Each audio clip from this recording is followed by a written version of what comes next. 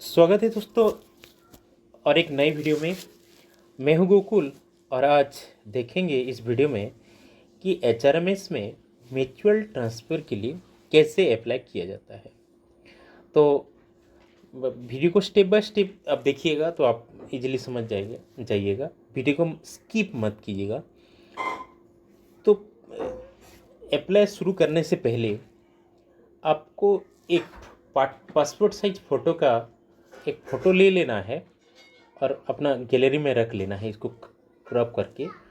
और इसके बाद आपका साइन एक पेपर में आपका साइन करके वो साइन को कार्व करके अपना फ़ोटो में एक गैलरी में रख लीजिएगा।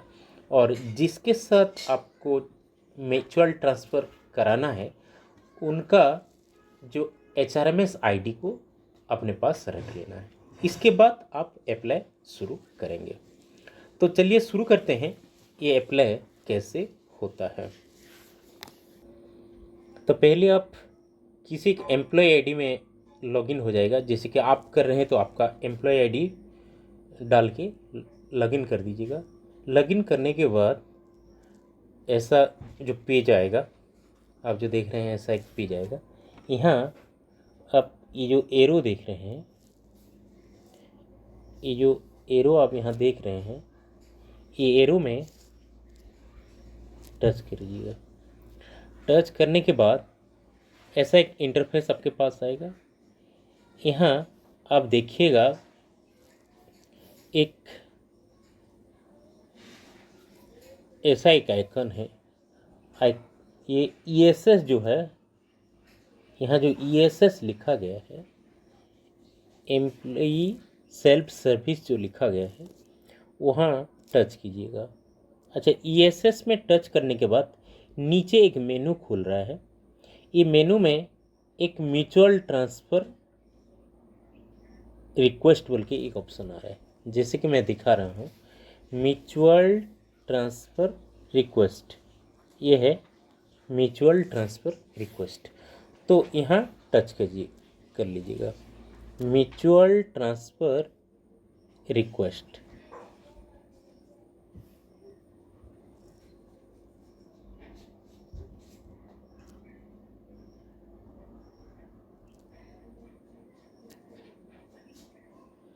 Mutual transfer request. अब म्यूचुअल ट्रांसफ़र रिक्वेस्ट में टच करने के बाद ऐसा एक इंटरफेस आपके पास आएगा। अब क्या करना है, देखिए यहाँ रिसीप एप्लीकेशन और लिस्ट ऑफ प्रीवियस एप्लीकेशन तो आ रहा है।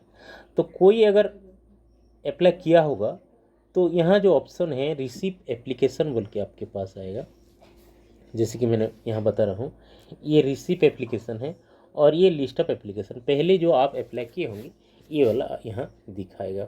लेकिन आपको क्या करना है कि आपको नया भरना है तो न्यू एप्लीकेशन बोल के यहाँ एक दो ऑप्शन है। तो ये न्यू एप्लीकेशन में आपको टच करना है। न्यू एप्लीकेशन में जब टच कर लिया तो ऐसा एक इंटरफेस, एक लंबा इंटरफेस आपको दिखाई पड़ेगा। तो क्या करना है कि जिसके साथ आपको म्यूचुअल करना चाहते हैं उनका जो एचआरएमएस आईडी है यहाँ आपको पहले भरना है। बाद में भरने से थोड़ा सा सॉफ्टवेयर प्रॉब्लम दिख रहा है। पहले आपको यहाँ देखिए एम्प्लॉय 2 लिखा गया है। एम्प्लॉय 2 जहाँ लिखा गया है वहाँ आपको जिनके साथ आपको म्यूचुअल करना है उनका एम्प्लॉय आईडी यहाँ भर देना है। ठीक, इसके बाद लेफ्ट साइड देखिएगा, ये एम्प्लॉय 1 है। ये एम्प्लॉय 1 मतलब ये आपका डिटेल है। यहाँ एक के बाद एक भर देना है। पहला एम्प्लॉय, जैसे कि मैंने यहाँ दिखा रहा हूँ, यहाँ एचआरएमएस आईडी, आपका एचआरएमएस आईडी आ जाएगा, आपका नाम आ जाएगा। इसके बाद देखिए फ़ोटो, 3 नंबर में आपका फ़ोटो आ रहा है।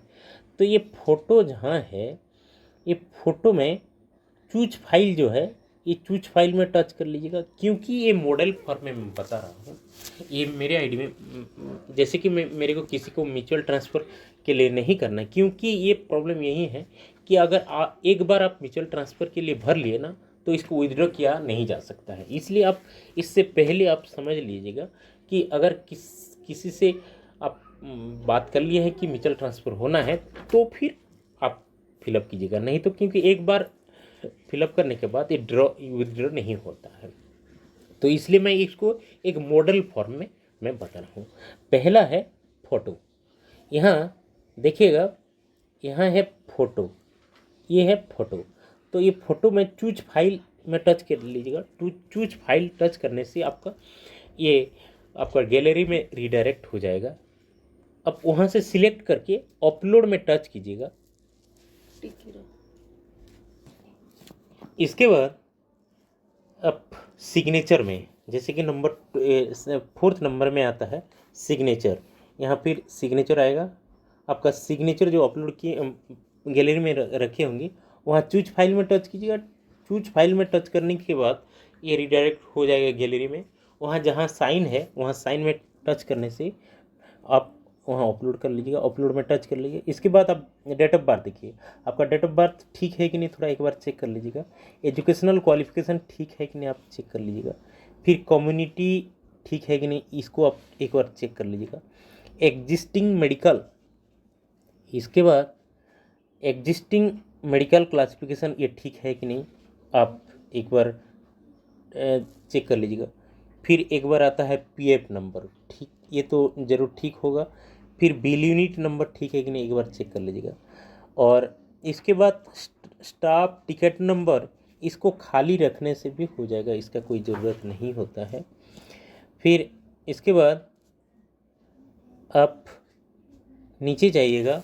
नीचे जाने के बाद आप यहाँ देखिएगा जोन, ये सारे थोड़ा एक बार चेक कर लीजिएगा, क्योंकि ये सारे प्री फिलअप होता है पहले से। ये जो आपका डीलिंग क्लर्क जो फिलअप किया होता है ये सारी दिखाई देता है यहाँ। फिर ये सारी चीज़ है। स्टेशन प्लेस, हेडक्वार्टर जो है, हेडक्वार्टर एक बार चेक कर लीजिएगा यहाँ। फिर ऑफिस, ये सारे परफेक्ट होता है। ये डिपार्टमेंट है, ये हुआ डिपार्टमेंट। फिर इसके बाद अब नीचे जाइएगा। नीचे जाने के बाद आपको यहाँ दिखाई पड़ेगा डेजिग्नेशन, आपका प्रेजेंट डेजिग्नेशन ठीक है कि नहीं, आप एक बार देख लीजिएगा। फिर लेवल ठीक है कि नहीं, एक बार देख लीजिएगा। और सब्सटेंसिव बेसिक पे यहाँ आपको दिखाई देगा। ये सारी चीज़ आप एक बार चेक कर लीजिए। मैं यहाँ सारी चीज़ ब्लर करके रखा हूँ क्योंकि ये यूट्यूब में जो हम लोग का प्रॉब्लम है, इसके लिए हम ब्लर करके रखे हैं। फिर डेट ऑफ रेगुलर प्रमोशन, तो यहाँ एक चीज़ आपको बताना चाहता हूँ। इससे पहले जिससे आप म्यूचुअल ट्रांसफ़र कराना चाहते हैं उनका ग्रेड पे आपके ग्रेड पे के साथ बराबर होना चाहिए, और कम्युनिटी बिल्कुल बराबर होना चाहिए, नहीं तो फिर ये नहीं होगा। तो इसको आप ध्यान में रख लीजिएगा। तो किसके साथ किसका म्यूचुअल ट्रांसफ़र हो पाएगा, इसके लिए एक अलग सा वीडियो बनाना पड़ेगा, क्योंकि ये पूरा डिस्क्रिप्टिव है। तो मैं एक अलग सा वीडियो बना के इसको मैं समझाने के लिए कोशिश करूँगा। लेकिन इतना समझ लीजिए कि जिनके साथ आपको म्यूचुअल ट्रांसफ़र करना है उनका ग्रेड पे और आपका ग्रेड पे बिल्कुल बराबर होना चाहिए, और कम्युनिटी बिल्कुल बराबर होना चाहिए। जैसे कि आप शेड्यूल ट्राइब में आते हैं तो फिर शेड्यूल ट्राइब में कर सकते हैं। अगर आप ओबीसी में आते हैं तो ओबीसी में करा सकते हैं। अगर आप जनरल में आते हैं तो फिर जनरल के साथ करा सकते हैं। अगर आप रिजर्व ट्राइब में आते हैं, रिजर्व कैटेगरी में आते हैं, तो आप जनरल कैटेगरी से आप नहीं करा सकते हैं। तो यहाँ है date of promotion to the present grade pay, यहाँ जो दिखाई दे रहा है date of promotion to the present grade pay, यहाँ आप फिलअप कर लीजिएगा। फिर यहाँ डेट ऑफ इनिशियल अपॉइंटमेंट आप एक बार चेक कर लीजिएगा। यहाँ देखिए डेट ऑफ इनिशियल अपॉइंटमेंट, फिर मोड ऑफ इनिशियल अपॉइंटमेंट, ये यहाँ आपको फिलअप किया होगा, आपको दिखाई पड़ेगा। इसके बाद पोस्ट ऑफ इनिशियल अपॉइंटमेंट एक को बहुत ज़रूरी होता है। ये क्या है? पोस्ट ऑफ इनिशियल अपॉइंटमेंट मतलब आप कौन सा पोस्ट से पहले से ही मतलब आप अपॉइंट हुए हैं, उसको आप फिलअप करना पड़ेगा। कहीं कहीं आप किसी किसी के आईडी में ये ऑन फिलअप दिखाई दे रहा है, तो इसको आपको डीलिंग क्लर्क से कांटेक्ट करके इसको आपको अपडेट कर लेना है। इनिशियल अपॉइंटमेंट का जो पोस्ट डेजिग्नेशन जो है ये बिल्कुल फिलअप होना है, और ये डीसी के साथ कांटेक्ट करके आप एक बार कर लीजिएगा। इसके बाद आता है डेट ऑफ ग्रेड पे, ये तो ऑलरेडी फिलअप होता है। फिर डेट ऑफ कन्फर्मेशन, ये डेट ऑफ कन्फर्मेशन क्या होता है कि जो डेट में आपका नौकरी कंफर्म हुआ, जैसे कि डेट ऑफ अपॉइंटमेंट को ही डेट ऑफ कन्फर्मेशन कहते हैं, लेकिन कौन किसी किसी पोस्ट में क्या होता है कि ट्रेनिंग के बाद ही उसको कन्फर्मेशन माना जाता है। 7 डे 1 मंथ जो भी है ट्रेनिंग का पीरियड, वो कन्फर्मेशन होने के बाद वो डेट ऑफ कन्फर्मेशन माना जाता है। तो किसी किसी पोस्ट में डेट ऑफ कन्फर्मेशन को वो ट्रेनिंग के बाद का डेट को माना जाता है, लेकिन बहुत सारे पोस्ट में क्या होता है डेट ऑफ अपॉइंटमेंट को डेट ऑफ कन्फर्मेशन माना जाता है। इसके बाद आप क्या कीजिएगा, यहाँ देखिए कि compelling reason for seeking mutual transfer. तो यहाँ आपको कुछ टाइप करना है कि आप क्यों म्यूचुअल ट्रांसफ़र कराना चाहते हैं, कि मेरा पेरेंट्स का मेरी मेडिकल प्रॉब्लम है, और बहुत जो कुछ रीज़न होगा यहाँ आपको ये आप यहाँ टाइप कर देना है। इसके बाद नीचे आइएगा, तो यहाँ आप नीचे आइएगा तो आपको यहाँ दिखाई पड़ेगा। नीचे आने के बाद मोड ऑफ इनिशियल अपॉइंटमेंट, ये तो मैं बताया, डेट ऑफ कन्फर्मेशन में मैंने बताया। फिर वेदर एफेल्ड, पहले से कोई अगर आप ट्रांसफ़र लिखे हैं कि नहीं, इसको आप ये करना है। अगर नहीं किए हैं तो फिर यहाँ नो कर देने से हो चलेगा। फिर ये सारे चीज़ को आप एक बार चेक कर लीजिए, क्योंकि ये प्री फिलअप होता है, पहले से फिलअप किया होता रहता है।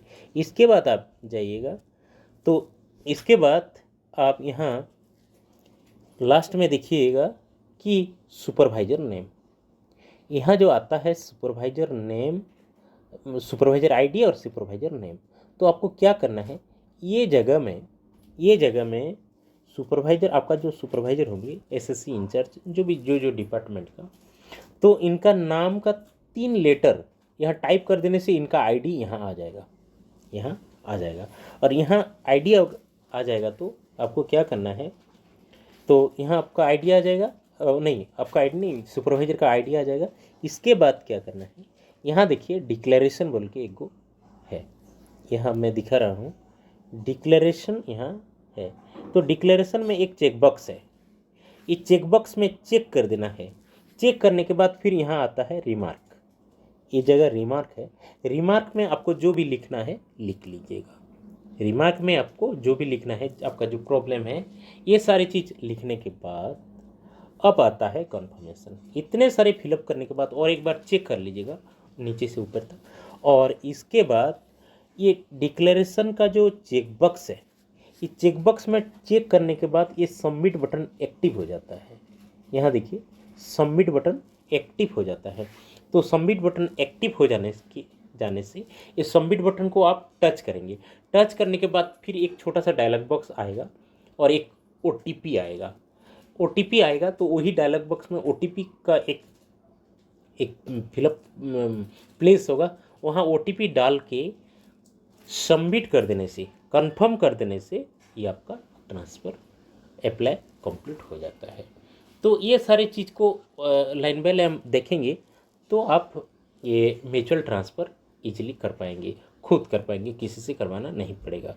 तो आशा करता हूँ आपको ये वीडियो पसंद आया होगा।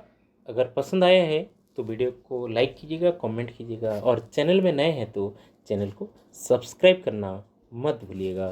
नमस्कार।